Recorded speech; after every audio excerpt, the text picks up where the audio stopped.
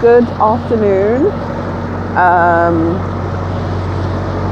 Welcome to another rendition, should I say, of of my day. I think I'm going to put this up on YouTube actually, because I haven't done a YouTube video for a very, very long time. Welcome to my channel, the Global Info Reel. Actually, this is probably quite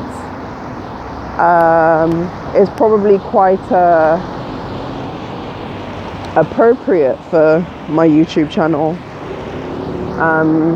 the Global Info Reel. There are times when I on my Facebook page, I usually do like long walks to be able to support like a healthy, you know what, maybe I should just take a long walk to Deptford. I'm tempted to walk 10 miles today. I'm tempted. I've got like loads of stuff. Let me just walk to Victoria. I just walked to Victoria. Yeah, I don't have that much battery to last me the full way. So yeah, there are times when I usually do my channel, the Global Info Reel. So, but I've been doing long walks and doing something that I like to call,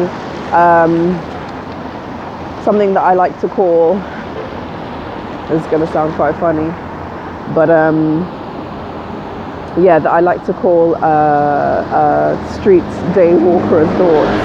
But today I've just decided that I'll just get on with this particular channel. So I'm going to go through a couple of things that I discovered this week that I thought was quite incredible, and a lot of things that I've been learning. I'll take my earsets out so that it's not so weird for you. Yeah, so there's quite a few things that I discovered this week that I thought were quite incredible, and it kind of changed my perception of the world. And I decided that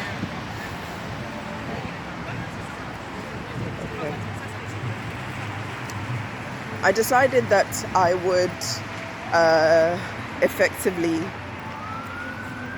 share it with everyone, especially how it's so topical.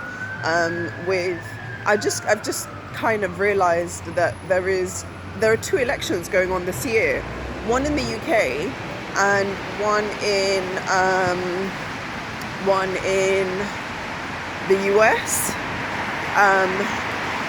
So one of the candidates, nobody thought would actually be able to come back.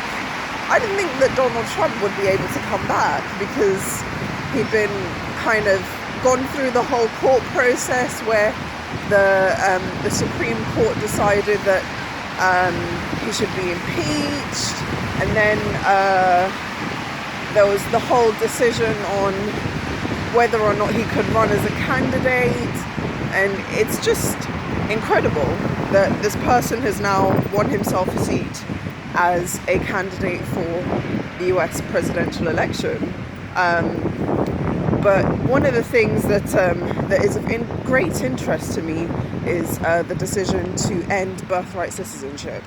But before I move to that discussion, I've got a whole host of things to talk about, and then tie into finally why it's so topical and interesting and important. Which, by the way, if anyone were to ask me, am I anti-Republican? The answer is no. So being a liberal Democrat, aspects of liberal democracy include neoliberalism, which also happens to be the basis of Republican ideology. So I'm far closer in terms of political ideology to Republican sort of theories on rugged individualism than I am to sort of the centre-left theories on I wouldn't say social liberalism or social liberal democracy. So yeah, for anyone that ever did government and politics is the A-levels.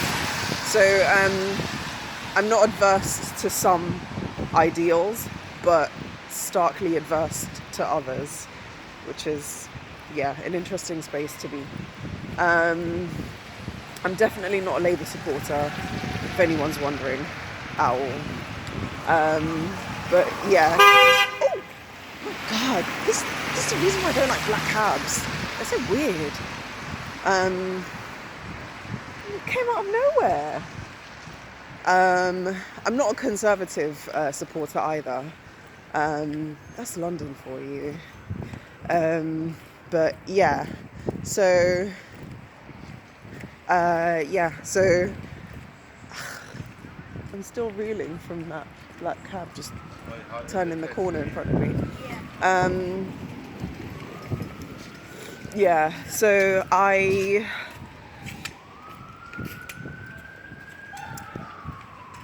had an interesting week. The first thing I kind of was going through was discovering my before I even moved to there, this week I got my passport.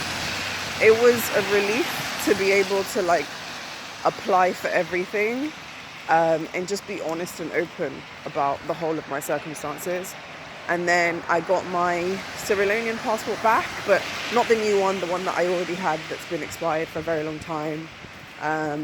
But to be in a position to have my High Commission recognise that I exist and also support me through the process was incredible. Even though I do have some complaints, I would have hoped, I did voice them and write them to my High Commission. There are imperfections in all of us, including me. So I decided that I would air those, and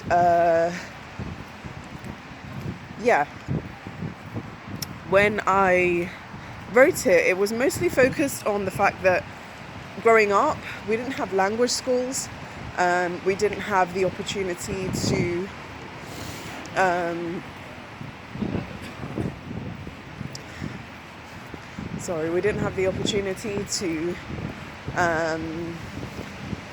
be taught our ethnic identity through culture. So things like for the Somalian community that had things like a duxi to go to school and learn about sort of what their culture was centered around, as well as ethnicity and in some cases religion and lingua. That was void. Like that was basically not in existence for a Sierra Leonean child like me, and for like the language school at our local Chinese community. So I suppose all of the things that I wanted to see develop in my life that I decided to run away from and look for hope in a different country were aspects of, I suppose, our social construct and social structure that were basically lesser invested into, and that kind of ties into how strong our institutions are. So in supporting that aspect of social security, not just in financial security for poverty, but cultural bankruptcy, I would say, linguistic bankruptcy or linguistic poverty compared to the equivalent standard in one's country of birth, from within which it's kind of observed and practiced and whatnot. So I had the opportunity to voice my dissatisfaction to the people that I believed were responsible when outside of Sierra Leone for promoting and having the resources to provide such type of protection, because it ties into the extent to which as a country we're able to secure a community within their respective within the respective country in which that country is responsible for its diplomatic mission, and all the aims of the country that kind of fall within it. So the ability to be able to make a passport application online, to be able to the responsibility of teaching our constitution, its importance within the context of the country that country is carrying out its diplomatic mission in. The responsibility to kind of tie that into the continual and consistent growth of a particular group of individuals that are recognised as such citizens, or the product of, by virtue of the nationality of their parents, was important to me, and I felt it so important that I thought I'd probably direct it to the right place, because from personal experience it could have been better financed. So yeah, I don't know if they'll ever do anything about it, really. I finally made the complaint to the Foreign Commonwealth Development Office. Apparently complaints are put through to a consular officer, and they should be getting in contact at some point. But I made the complaint that I first made to Friends of the Earth, and I made that complaint directly to the institution that was responsible, purely because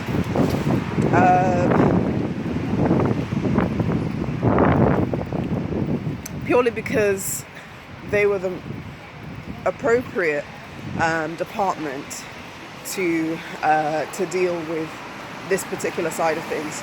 So, and I also read up on the process of complaining and taking a cause of action to court, and it starts off with actually complaining to the respective body, to the respective institution. So the first stage complaint is always the most important.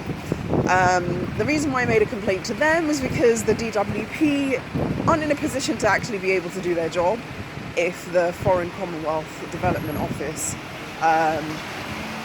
do not then provide the infrastructure to support people of certain skills being able to invest in sub-Saharan Africa, so outside of the UK, that are British nationals. And it also makes it impossible for sub-Saharan countries to include individuals that live in the UK through the official process of gaining employment, respective employment, and investing in skills in their country of origin. People create like internationality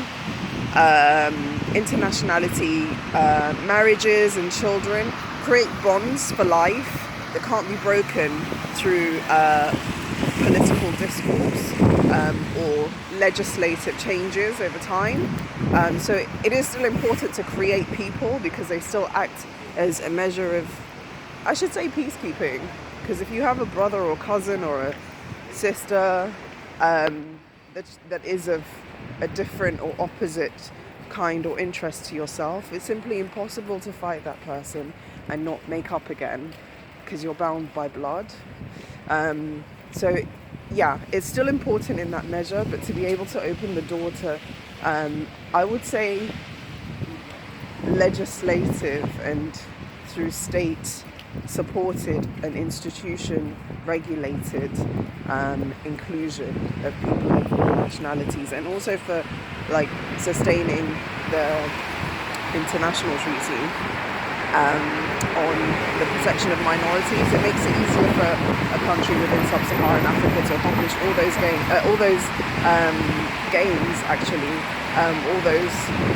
goals, and at the same time develop aspects of the 17 developmental goals that should really not exist.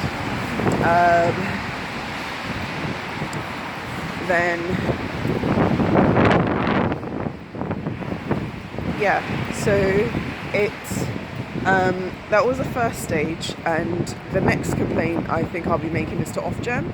I didn't make a complaint to the Office of Product Safety and Standards because there was a role that they were advertising, and at the moment I'm very, very broke and unemployed, so I'm looking for work everywhere because being employed will give me the stability to be able to have a child and then seek for a natural course of healing and medication, and I'll explain about that in a short while. But I will be making a complaint against the Office of Gas and Electric and Energy, Gas and Energy Markets, purely because when providing consumers with information, there's little transparency as to the amount of crude oil waste products and generally products that derive from a person's energy use. And I think that makes it generally not transparent. And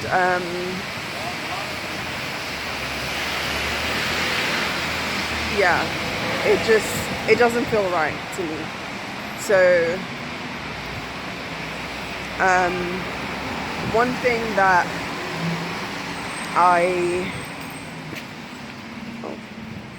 sorry about this. Yeah, so one thing that I would like to see is that level of transparency, I suppose.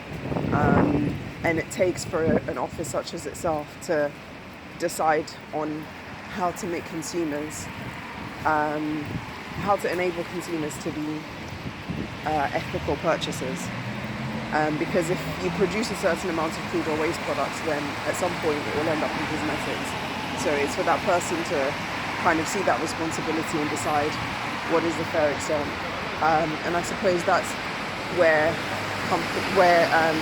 institutions such as the Office of Product Safety and Standards come in. So yeah, sometimes I tend to forget that I did law degree, and then afterwards I'm like, oh yeah, let me apply my brain, because they did pay. Well, I paid for my own degree, being that I did wake up in the morning, go to the library, use computers, buy books. So all of that was energy, and all of those crude oil waste products were what I used to pay for myself, pay for the ability to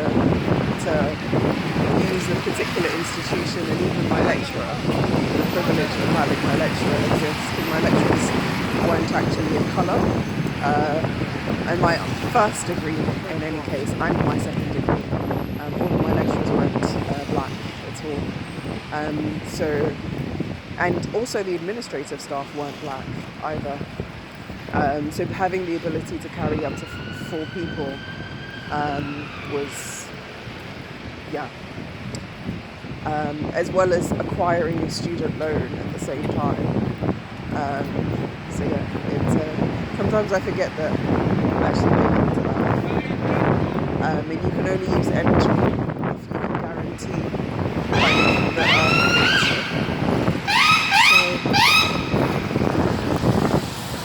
yeah. So that's what happened this week. I received my passport. The only thing I'm waiting for, like I said, I like to give countries I'd like to give this country the opportunity to decide. I haven't had any information back on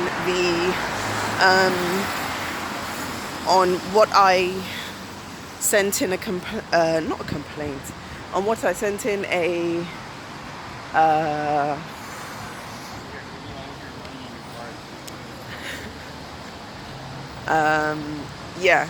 what I sent in a complaint about. So I complained that I hadn't received a response as to whether or not a decision would be made on my British citizenship, and whether or not my oversight would be classed as a fraud, basically, because that wasn't my intention at all. I simply just made an oversight, quite literally, and I didn't know its impact. In fact, I thought I was being diligent by getting a disclosure and barring certificate before applying for my citizenship, but yeah, apparently I was wrong. It doesn't show good form. So yeah, I always believe in a person's ability to be judged different to their, or fairly, so that your inequities being judged on its own, and your climate impact and food or waste product being judged on its own, neither one being the basis of a person requiring sort of like a pseudo payment greater onto the other. So yeah, that way, because one thing I find interesting is, like, in some traditional cultures, they do tend to kind of have that discussion the other way around for some reason, which leads me nicely onto what I discovered this week.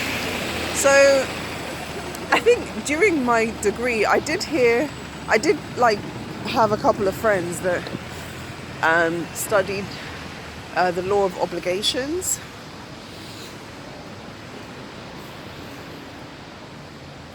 And one of the things I kind of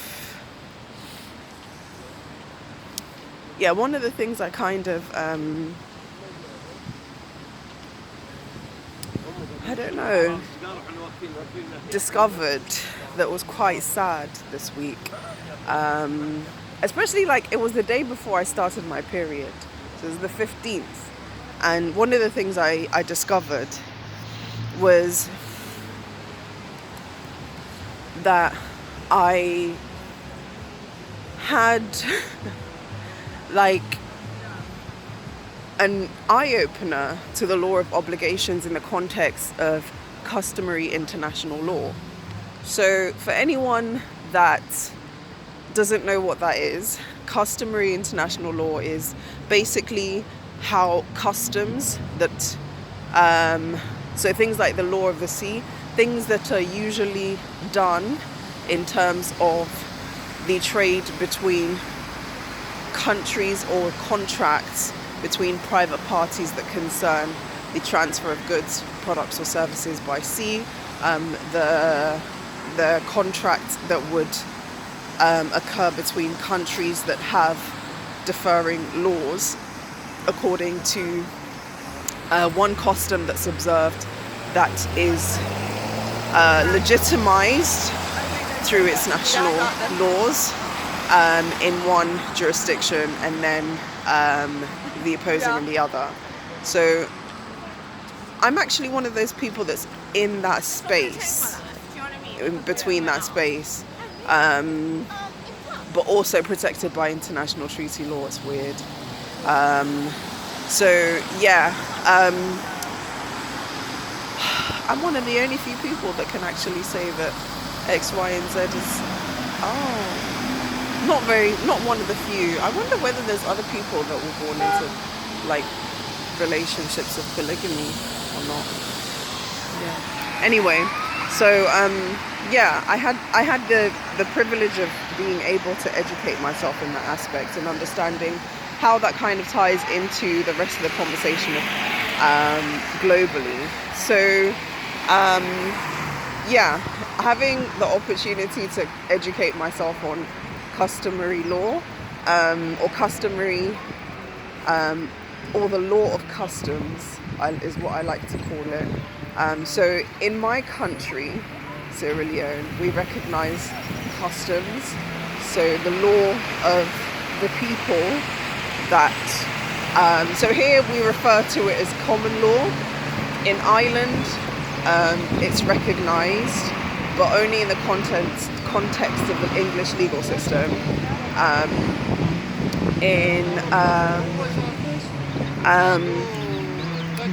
So yeah, the law of customs is recognized under our official legal system. So yeah, even the rights of first and second wives, and yeah, the sort of superiority or non-superiority. So yeah, it's interesting. And then I also discovered that according to English law, I'm actually classed as a mother, though not ever having a child, because the legal standard of the definition of mother basically is quite simply very slight, goes slightly beyond the certain standard of merely interacting with a partner, but actually becoming pregnant, I suppose, because it involves the womb. So that was interesting, not realizing that I was legally defined, or I am legally defined as a mother. So the law of customs. So I had the opportunity to kind of discover that aspect of it, and it made me aware of the fact that so I also read up on briefly Nicaragua versus United States of America, where it was recognized that customary law does in fact have an impact on, or is in fact applicable to international law. So effectively, contracts for trade within one country can determine the extent to which it is recognized within a certain jurisdiction and applicable to a certain jurisdiction, and then giving rise to an obligation within a certain jurisdiction, in accordance with customs that are recognized under the laws of a specific jurisdiction. So it was very interesting learning all of that. And within the whole context of the week, it just occurred to me that in parts of my culture, the idea of, like, say, a mother is very broad, that a mother has, so I've been thinking about like motherhood and stuff. I'm not pregnant, I missed a period, I had a period. So the whole idea of mother is basically